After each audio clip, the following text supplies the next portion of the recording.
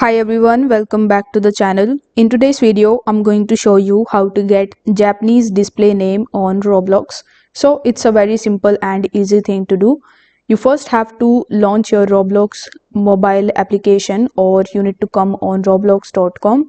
Over here, you need to just log in into your account.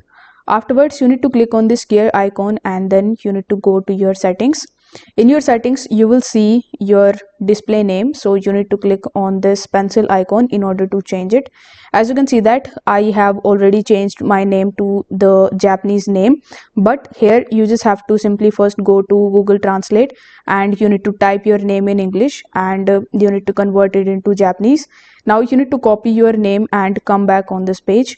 Over here you will have to type or paste your name and click on the save button. Once you click on the save button, you will see that your display name is saved successfully. It will show the pop-up here, and now you have the Japanese display name in Roblox.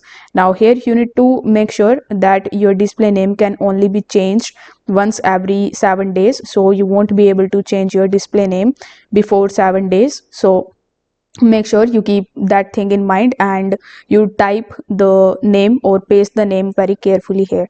If this video helped you out, don't forget to like the video and subscribe to the channel. Thank you so much for watching.